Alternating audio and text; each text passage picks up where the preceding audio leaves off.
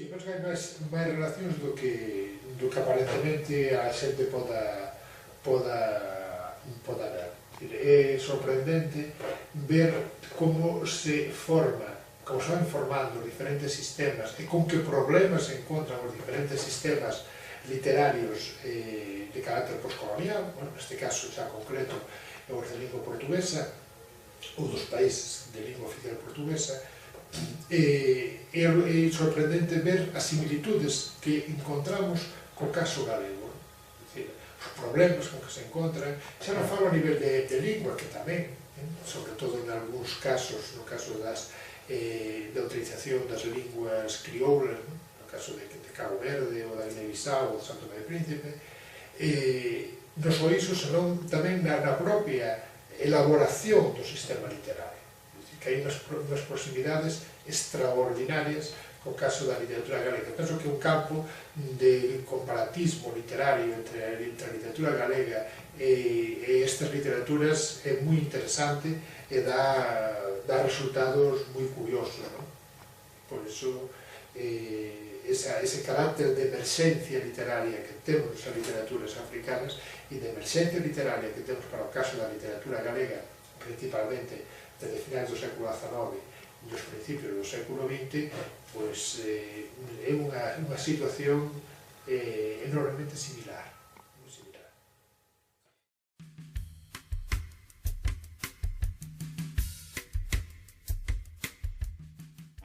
Ben, nós temos esa relación entre a UERS e a UDC desde hai uns anos, que é moi interesante, porque polo que comentábamos antes, precisamente a literatura brasileira tamén é unha literatura emerxente e, polo tanto, todo o proceso, sobre todo nos períodos iniciais da autonomía literaria brasileira, o período do romantismo, do realismo, até o modernismo brasileiro, hai unhas similitudes moi interesantes a respecto da literatura galega. Pero non é ese o proxecto, é o proxecto de colaborar entre un ámbito lingüístico literario próximo e entón, pois, o resultado ten sido non só eses estudos galego-brasileiros,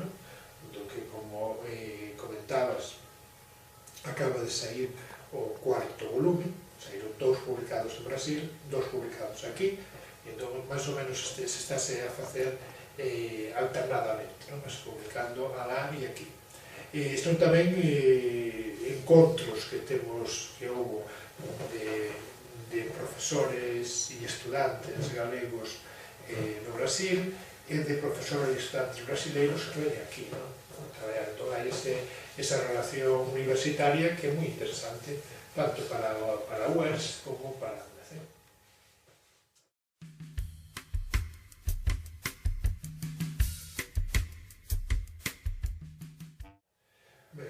A situación xa non é ben ese. Eu aparteime, fui un dos fundadores da Asociación Galega da Lingua, tive unha actividade e unha presenza, creo que importante nesa asociación, tuve unha presenza importante tamén na revista da asociación, a revista Galia, os primeiros números da revista Galia, pero nun tempo esta parte fui apartando, digamos, desa relación institucional que a Asociación Galega da Lingua.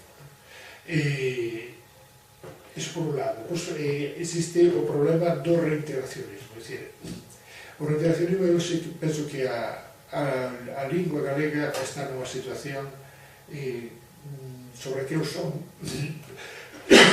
profundamente negativo, eu teño unha visión moi pesimista da situación lingüística.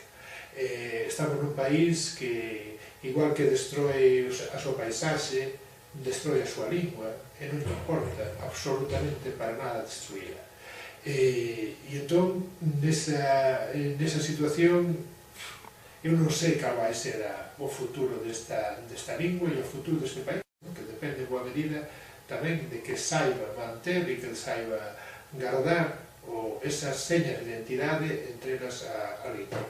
Isto lévanos tamén á situación do reintegracionismo como solución lingüística.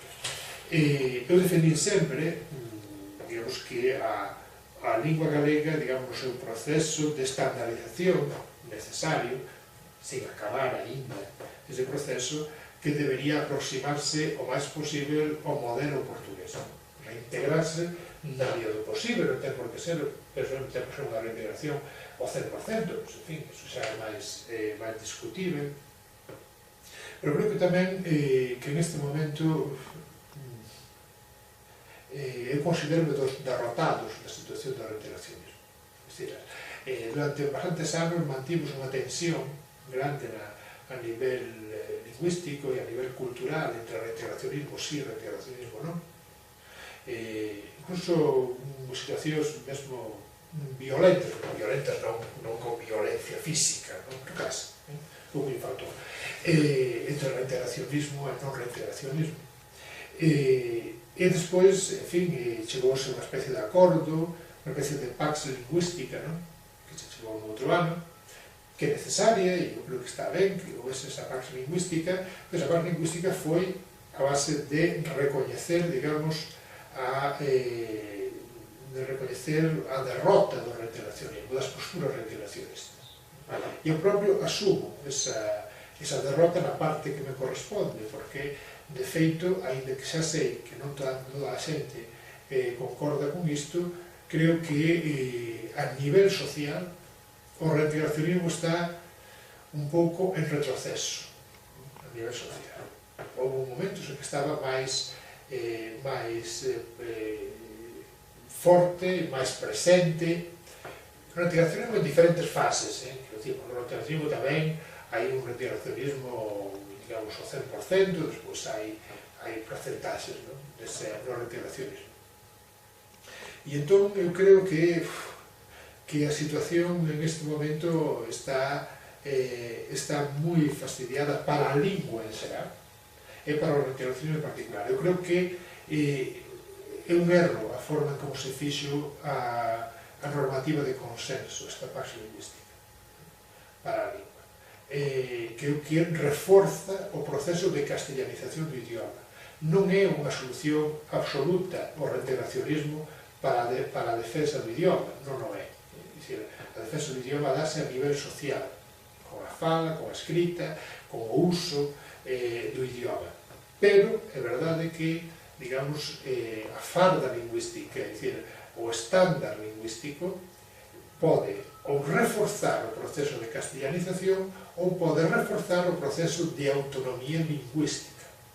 E eu creo que aí que nos equivocamos, ou sea, entramos por esa, digamos, é unha relación de poder, ao final, unha situación de poder. E entón, esta pax lingüística que chegamos, é o resultado desa relación de poder. Uns gañaron e outros perderon. E os que perderon moito. Os que gañaron, non sei se gañaron algo, pero desde logo non perderon. Pero, bueno, globalmente, quen perde é a lingua, creo. Pero xa non teño paciencia para estar metido en máis guerras. Xa fixe moita guerra co tema da lingua, co tema do reintegracionismo, e xa estou cansado.